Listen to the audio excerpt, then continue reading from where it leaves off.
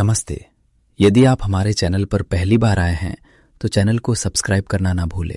एक सवाल जो अक्सर उठता है वो ये है कि जो हमारा प्राचीन साहित्य है उसे आज की पीढ़ी के लिए दिलचस्प और रेलेवेंट कैसे बनाया जाए। ये एक बहुत बड़ी चुनौती है ना, तो इसका कोई हल है क्या? हाँ, बिल्कुल है। और इसी सवाल का एक शानदार जवाब है डॉक्टर राजकुमार का प्रोजेक्ट तर्क संग्रह। जरा सोचिए, क्या कोई ऐसा सिस्टम हो सकता है जो दुनिया की हर चीज को, मतलब एक कुर्सी से लेकर आसमान के तारों तक, खुशी के एहसास से लेकर खालीपन तक, हर चीज को कुछ श्रेणियों में बांट सके?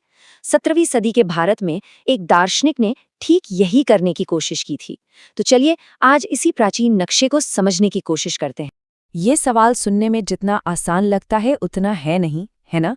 कुर्सी, तारे, विचार, भावनाएं, यहाँ तक कि कुछ नहीं का होना, इन सबको आप कैसे व्यवस्थित करेंगे?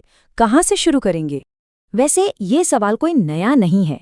सदियों पहले भारत के दार्शनिकों ने इस बड़ी पहेली को सुलझाने के लिए एक बहुत ही कमाल का ढांचा तैयार किया था, और इसी का जवाब हमें मिलता है तर्क संग्रह में।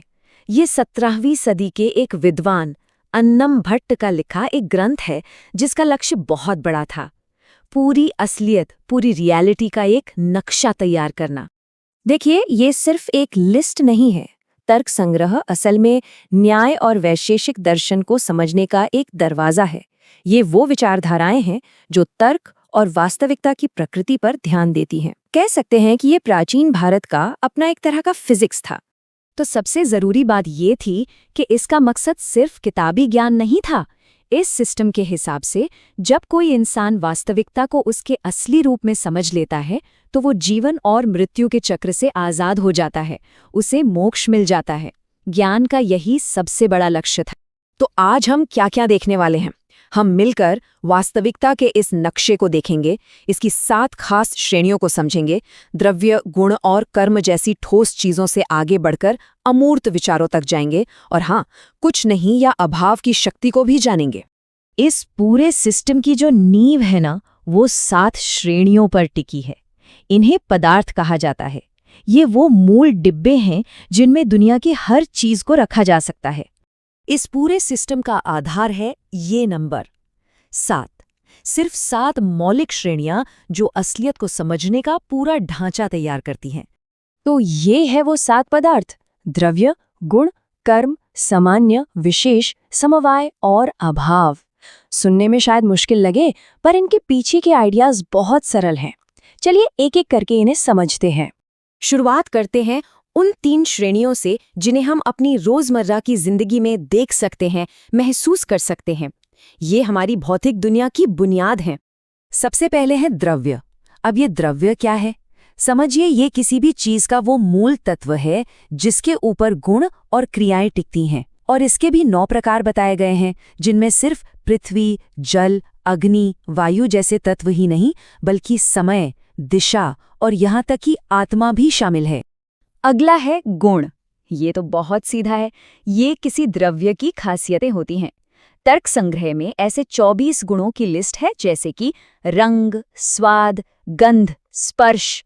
मान लीजिए एक सेब द्रव्य है तो उसका लाल रंग, मीठा स्वाद और ठोस होना उसके गुण हैं। और तीसरी श्रेणी है कर्म। अब यहाँ ध्यान देने वाली बात है, इस कर्म का मतलब हमारे अच्छे बुरे कामों से नहीं है। यहाँ इसका सीधा सा मतलब है मोशन। कोई भी हलचल, कोई भी मूवमेंट कर्म है। और देखिए ये सिस्टम कितना डिटेल्ड है कि इसने मोशन को भी 5 अलग अलग तरह से बांटा है। ऊपर जाना, नीचे आना, सिकुड़ना, फैलना और बाकी हर तरह की सामान्य गति। मतलब हर चीज को कितनी बारीकी से देखा गया है। अच्छा, तो ये तो हो गई वो चीजें जिन्हें हम देख सकते हैं, पर उन चीजों का क्या जो इन सबको आपस में जोड़ती हैं? अब हम कुछ अमूर्त यानी एब्स्ट्रैक्ट आइडियाज को देखते हैं। सामान्य वो साझा गुण है जो चीजों को एक ग्रुप में रखता है। जैसे सारी गायों में ऐसा क्या है जो उन्हें गाय बनाता है? वो है गोत्व या काउनेस। सभी इंसानों में मनुष्यता होती है। यही सामान्य है और यही चीजों को वर्गीकृत करने का आधार है। और अगर सामान्य चीजों को एक ग्रुप में रखता है तो विशेष उन्हें सबसे अलग और अनोखा बनाता है। ये किसी भी चीज की अपनी खास पहचान की तरह है जो उसे बाकी सबसे अलग करती है। समवाय एक तरह का गोंद है जो चीजों को आपस में जोड़ता है। ये एक ऐसा अटूट रिश्ता है जैसे कपड़े और उसके धागों का। आप धागों के बिना कपड़े की कल्पना नहीं कर सकते, या फिर सेब से उसका लाल रंग अलग नहीं कर सकते। बस यही रिश्ता समवाय है। चलिए अब आते हैं इस सिस्टम के सबसे हैरान कर देने वाले हिस्से पर, एक ऐसी कैटेगरी जो उन चीजों के बारे में है जो मौजूद ही नहीं है। जी हाँ, 7वीं और आखिरी श्रेणी है अभाव, यानी नॉन एग्जिस्टेंस। ये सोचना ही कितना दिलचस्प है कि कुछ नहीं को भी वर्गीकृत किया जा सकता है। और कमाल की बात यह है कि न होने को भी 4 अलग-अलग तरीकों से देखा गया है। अनुपस्थिति को भी देखिए कितनी बारीकी से समझा गया है। प्रागाभाव मतलब किसी चीज के बनने से पहले उसका न होना। प्रध्वंसा भाव है उसके टूट जाने या नष्ट हो जाने के बाद उसका न होना। अत्यंता भाव मतलब किसी चीज का कभी भी न होना, जैसे हवा में रंग का न होना। और आखिर में अन्योन्या भाव, जिसका सीधा मतलब है कि एक चीज दूसरी चीज नहीं है, यानी एक घड़ा कपड़ा नहीं है। यही तो पहचान का आधार। तो सवाल ये उठता है कि 17वीं सदी की ये जो इतनी जटिल दार्शनिक प्रणाली है, क्या आज के जमाने में इसकी कोई अहमियत है? जरा आज की साइंस में मैटर की परिभाषा को देखिए। कोई भी चीज जिसमें वजन हो और जो जगह घेरती हो। ये कितना मिलता जुलता है द्रव्य और गुण के पुराने कॉन्सेप्ट से, है ना? दोनों ही सिस्टम असलियत को उसके मूल हिस्सों में तोड़ने की कोशिश कर रहे हैं।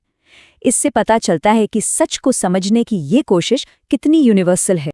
तो ये हमें सोचने पर मजबूर करता है कि अगर आज के दौर में हमारी आज की समझ के साथ पूरी दुनिया को कैटेगराइज करने का एक नया सिस्टम बनाना हो, तो उसमें कौन-कौन सी कैटेगरीज होंगी?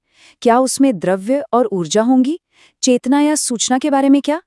ये दिखाता है कि ये सदियों पुराने सवाल आज भी कितने जरूरी हैं। वीडियो आपको अच्छा लगे तो लाइक करें, शेयर करें और ऐसी ही ज्ञानवर्धक एवं रोचक एनिमेशन वीडियो देखने के लिए हमारे चैनल के साथ जुड़े रहें। धन्यवाद।